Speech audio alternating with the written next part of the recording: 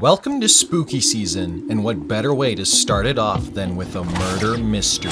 Persona 4, the game about a close group of friends trying to enjoy the hijinks of school life, but get swept up into a perilous situation involving multiple murders and having targets painted on their back by the killer. The entire game, you're trying to find out who this person is, but today we'll see if another group of meddling kids could figure out this mystery. Ones who have been around for years and are professional mystery solvers, the Scooby Gang. Do Fred, Daphne, Velma, Shaggy, and Scooby Doo have what it takes to crack this case? Or is an actual murder mystery too much for them? So I feel like this goes without saying, but just in case, this is the spoiler alert. There will be massive spoilers ahead for Persona 4 Golden, so best to head out if you don't want this amazing story spoiled. Now, I feel like most people know who these characters are, but the TLDR is they are a group of kids who solve mysteries while driving around in a hippie van and are addicted to splitting up. Two of them eat like crazy and are cowards except when it counts.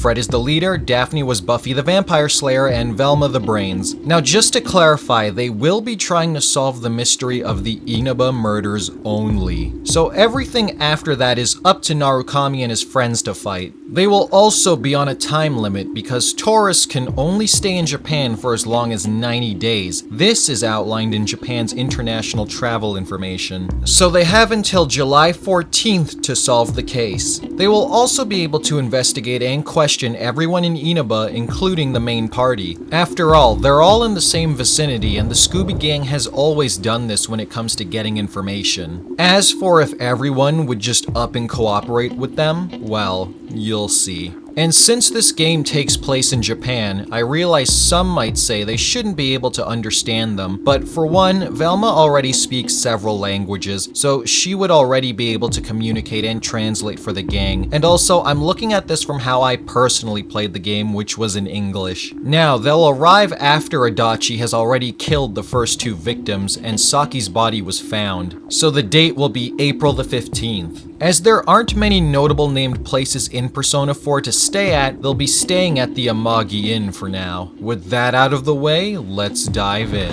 Now, the gang will be happy about visiting Japan again after their last misadventures here, and they'll be visiting because Scooby won a free trip to Japan by finding the tickets in a lucky Scooby Snacks box. They were also able to get the mystery machine through customs. As they pulled in, they would see police blocking off roadways with Fred wondering what was happening. They got to the inn and were greeted by one of the young employees, Yukiko Amagi. She was helping out at the inn, so she couldn't attend school today. Yukiko showed them inside and into their room. Shaggy loved the room but wondered what was hanging around the room. Velma inspected them and deduced someone might have died in the room since they put up talismans. Shaggy and Scooby jumped into each other's arms and Daphne told them to calm down. Fred said it might be interesting staying in here. Velma would also ask Yukiko about what happened in the room, and Yukiko was surprised someone not from Japan knew about what those meant. She explained to Velma what happened, and Velma informed the gang about it, and they put on some TV to try and relax. They put it on the news to see what the weather would be like and found the news station reporting on finding a schoolgirl's body all mangled up. They were shocked, with Shaggy saying, like, "Let's go back home, this place is giving me and Scoob the creeps." Fred and the others had different plans. They intended to stick around and help the police find this killer. They put together what little information they had from the news report, as well as what Yukiko told them about the murder of Mayumi Yamano. Velma took out her laptop to find more information on Mayumi since she was in the public spotlight, and saw the scandal involving her and Namatame, who they also got information on. At least what they could find on the internet. They brainstormed in their room about basic theories that might lead them in the right direction, with Fred stating that it had to be someone who was from Inaba at the very least and not someone visiting. They came to this conclusion because the body of Mayumi was found on April 12th and Saki's was found on April 15th. With the murders being so close together, they thought it would be odd the killer wouldn't just leave Inaba after the first murder to totally avoid being in the vicinity of the police where they found the body, and that Saki was a target because she may have seen something important to the original crime scene and the murderer would kill her to avoid that information from getting out. Not only that, but on their previous escapades, the quote-unquote monster in question was usually someone who was a local in the area, scaring people off for either land reasons or personal vendettas. Now they would have to hit the street and ask around, but they decided they would start tomorrow after they get some rest. The next day, Fred had decided they would split up, and Daphne and Velma would go with him to the school where Saki went to, while Shaggy and Scooby would head to a place called Juness, and apparently they also had Scooby snacks. It was a win-win because Saki used to work there according to the news report, and Shaggy and Scooby could goof off and eat at Juness. So they told the others they would look for clues around there. Fred and the others asked the students around the school about Saki, but most were uncomfortable talking to strangers like them, especially because they weren't local to the area. As for Shaggy and Scooby, as they ate their snacks, they walked over into the electronics department, and they saw some kids around their age sticking their hand into a TV screen. The two of them freaked out and ran out of the store. While running back to the inn, they bumped into a girl. They then apologized and helped her up, and she was in awe of Scooby. She had never seen a dog as big as him before and asked if she could pet him. Scooby liked her, and she told him that her name was Nanako. Once they got back to the inn, they were tired and also depressed that they couldn't find much out. Velma said it was understandable because they were foreigners and didn't exactly know the area that great either. Shaggy and Scooby told the others about Juness and the boy putting his hand through the TV, but Daphne said to them, "Are you sure you saw that correctly?" Velma thought it was plausible if they had some kind of device to help them get in, like when they were transported into a video game. They decided to try again tomorrow and to cover the same locations. Maybe Shaggy and Scooby would see these people again. The two went back to Juness while Velma and the others tried the shopping district this time. While at Juness, Shaggy and Scooby had a seat at the lunch area and it was pretty quiet. Only a couple people were there. As they chowed down on food, a boy around their age ran into the area with weapons. Shaggy freaked out and yelled like, "Please don't mangle our bodies like you did the others." The boy said he wasn't the killer and it was just a misunderstanding. Then another boy got involved and soon there was a commotion and the police showed up. They brought the four of them down to the police station. Luckily, Inspector Dojima, who was an uncle to one of the boys, was there, and after an explanation, they could leave. Shaggy and Scooby properly introduced themselves this time to the two of them, and they said they were trying to look for clues about who the killer was. The other boys introduced themselves as Yosuke and Yu, and thought it wasn't a coincidence they bumped into each other. As they were talking, a police officer by the name of Adachi would approach them and divulge police information to the four of them by accident, and thought there was no harm in it and was just wanting to try and help them. Yosuke mentioned the Midnight Channel to them, and Yosuke said if you really want to help bring Saki-san's killer to justice, I'm not going to get in the way and I'll help you. But you may not believe me at first. Yosuke explained to Shaggy and Scooby what they had seen the prior day with Yu sticking his hand into the TV. The gang told them, even though it sounded far-fetched, that they had been transported into a video game before, so they don't think it was ridiculous. This day, despite all the commotion, was a lot more productive,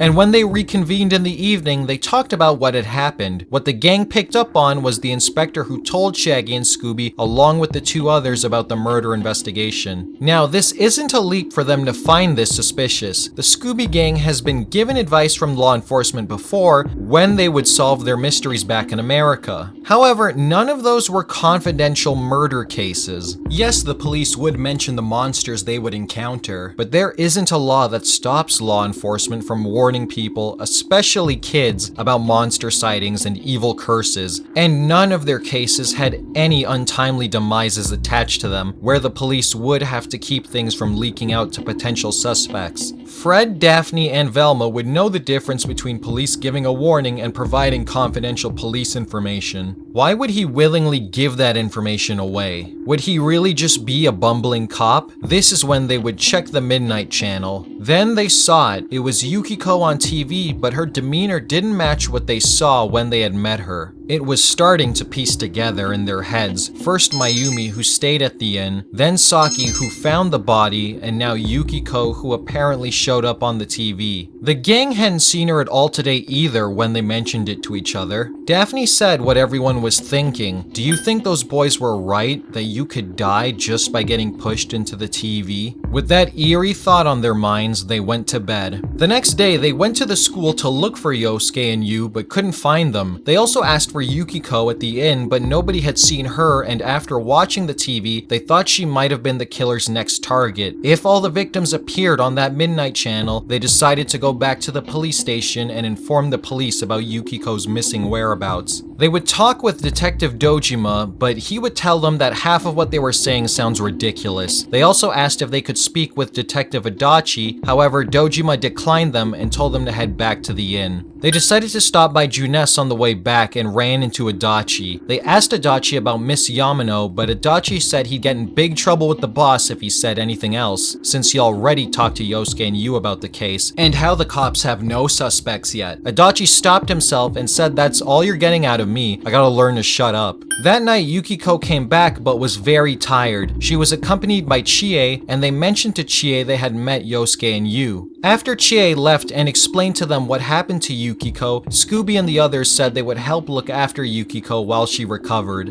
Some time passed by, and as Yukiko felt better by April 30th, Velma and the others had some questions for her. They asked her what the last thing she remembered was before she was sent into the TV. She said her memory was a bit hazy and couldn't remember a lot of details. They then asked her about both Detective Dojima and Adachi. She mentioned to them that Adachi had been here to look after Miss Yamano since she was attracting a lot of media. Now, this is where the gang would start putting pieces together. In the actual game, Yukiko doesn't mention this until much farther into the game in December, and it puts Adachi as their prime suspect now. They would deduce that in the list of suspects it would need to be someone who could get through town without being suspicious and have easy access to the two deceased victims. The police could come and go as they pleased without being suspicious, and Adachi had now twice revealed secret information on the case. Something wasn't adding up though. Yukiko was taken from her home, not just shoved into the nearest TV, which the inn had. Police cars are too noticeable, and people would see someone in the back of a car because of the windows. So how did Yukiko get abducted with no witnesses? This led them to do what they do best. Their plan was to wait for the next Midnight Channel show, coordinate with their new friends, and split up. Fred, Daphne, and Velma would watch over the next victim, and Shaggy and Scooby would keep an eye on Adachi. Since it's not like they had school, they were able to stay out much longer than the other kids would be able to. Afterwards, the Midnight Channel showed the shadow of their next victim. Since the gang didn't live in the area, they weren't sure who it was, but Fred mentioned that all the victims had been on television and were in Inaba before they were pushed into TVs. Shaggy and Scooby mentioned that the guy kind of looked like some scary gang kid that was on TV. They saw this while flicking through looking for cooking food shows. The next day, they met with the others and agreed to tail the boy named Kanji. That's who Yosuke and the others believe it was. They also mentioned he was seen with another boy, but the two didn't seem like they knew each other very well. When it got late, Yosuke and the others had to go home, but now Fred told Shaggy and Scooby to leave Kanji to them and to watch Adachi. Fred, Daphne, and Velma opted to not tell Yosuke and the others about their suspicions with Adachi because they didn't want to worry them about corrupt law enforcement in case they were wrong. Later in the evening, Shaggy and Scooby kept watching Adachi from a safe distance as they hung out in the shopping district. Scooby thought it was creepy how he was just standing there, menacingly. Adachi caught wind of the two of them watching him. He then walked over to them and smiled, and told them they shouldn't be out so late. Adachi knew that they were spying on him, and Adachi offered to take them back to the inn because with a killer on the loose, it wasn't safe at night. Shaggy and Scooby felt more at ease and thought Adachi was just as he showed himself to be, a slightly clumsy but nice cop. Meanwhile, Fred, Daphne, and Velma saw a van pull up near Kanji's place, but it looked like a delivery van. That's when they noticed Kanji being abducted. Fred tackled the man to the ground and him and Kanji held him down. Fred said, "Looks like we caught our killer." Daphne said to hold on a moment, and she took a second look at him and said this was Namatame from the news. Fred wanted to hand him over to the police, but Velma wanted to know if he'd confess because there was no tangible proof that he killed the first two victims, and when they mentioned the TV thing to Dojima, he wouldn't believe them. So they asked him why, and Namatame explained everything to them. He told them about how he called the police, but they wouldn't take him seriously, and that the person on the other end told them to save the victims from the murderer himself.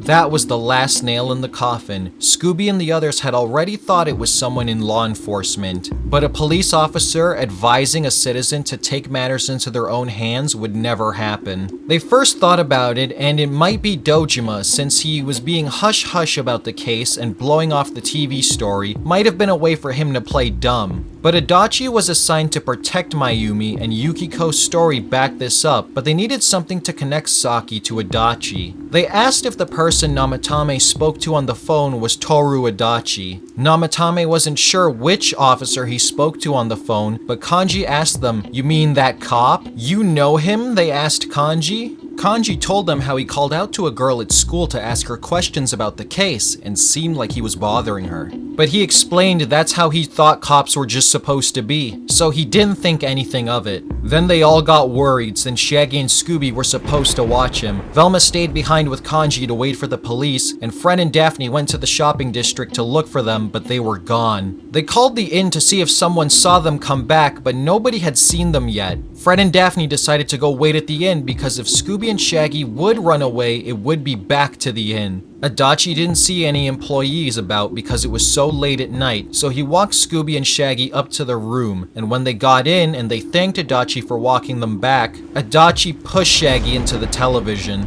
Adachi looked down at Scooby with a horrific face and said, "I wonder if I should throw the pooch in too." That's when Fred and Daphne came back to the room. They told Adachi it was over and that they told Yosuke and the others to come here and see for themselves. Adachi smiled, "But you have no proof of the method in how I committed the murders. Pushing people in TVs isn't gonna fly with the police around here, and you're foreigners. They're not going to believe you over a hard-working cop like me. And what's to stop me from just killing you now before everyone shows up?" Fred told him, "You fire that gun in here, and then you'll just be making it easier for you to get locked up behind bars." That's when Scooby would jump him. Scooby, regardless of being a scaredy cat, is brave when it comes to his friends' well-being, and we've seen this numerous times. After Scooby pinned him to the floor, he told him to bring Shaggy back. Adachi would then yell, "Your dog can talk?" You and the others showed up, and Adachi knew his game was over now, and that there was no fun in it anymore. Namatame would stop kidnapping people, and even if they couldn't prove he murdered people by pushing them into the TV, they would just nag Dojima and the other police to the point where he would be kept under constant surveillance, and Yosuke and the others would know he outright did it. Adachi knew his fun was over. Then you and the others went in and rescued Shaggy before his other self could kill him. And just like before, Adachi admitted that he killed Yamano and Saki and what he did to Namatame. So, with time to spare, Scooby and the others solved the case. There's a few things to look over though if you're not fully convinced they could catch Adachi, even if it may not be the exact way I've said it here. For one, Adachi was caught by a group of similarly aged children with literally zero detective prowess, with the exception being Naoto. Scooby and the others have solved hundreds of cases and therefore suspect everyone and have no biases as to who the culprit might be. It could be a friend, someone they respect, government officials, and even law enforcement. Their expertise on this subject have broadened who they should suspect on a case. Secondly, like I mentioned earlier, both Yukiko and Kanji had vital information regarding Adachi's connection to the first two victims since they were both being overseen by Adachi. But Yukiko and Kanji never bothered to tell anybody about this until December 4th, when they decided to go over everyone regardless of who they might be. Even Naoto is surprised to hear this information when they say it, and if Naoto had heard this information earlier, I'm sure she would have figured out it was Adachi much sooner as well. Since Scooby and the others got to hear this much earlier than the P4 group, that helped them come to the realization much sooner, since they brought Adachi up to Yukiko and Kanji sooner as a suspect. And third, Adachi just wasn't that good at covering his tracks, and in the original non-Scooby timeline, he got lucky a good number of times. He even admits that to the party. It was luck that he happened to pick up Namatame's call. It was fortunate that Mitsuo decided to take the heat and make the police think they had caught the murderer, and having Dojima be the one to see the letter he sent, which caused Nanako to be left home alone for Namatame to kidnap, it just happened to all fall into Adachi's lap, just like his newfound powers. And speaking of the letter he sent to you, he was reckless for even sending it and doesn't seem to think far enough ahead into the long game. That letter was a terrible idea because if it had gone to a lab instead of Dojima handing it to him, there's a good chance they would have caught him. Again, Adachi even alludes to this in the bad ending. And when he outs himself by saying that settles it, since the police had no information about the other missing characters being connected to the murders, and seeing as how Adachi is on the police force, he shouldn't know that either. He's quick to act, but doesn't think far ahead. There's too many signs Adachi himself gave away to make the Scooby Gang suspicious of him immediately, and the further they dug, the more obvious it became to veterans like them. Regardless of this being a more serious case, Scooby and the others have solved so many mysteries, and that experience is more than a match for Adachi. Now with the mystery solved, Scooby and the others can head out with a job well done. But before they leave, they wanted to try the Big Beef Bowl challenge, and of course, the two of them downed it with no problems. They even asked for seconds. Thanks for sticking around. This was me just nathing out. Thanks again for watching, everyone, and I hope you enjoyed the first video of what I have planned for October. And if you liked that P4 video, check out the other video where I discuss who Atlas was considering before they made their decision on the killer. Stay tuned for more by subscribing, and I'll see you guys soon.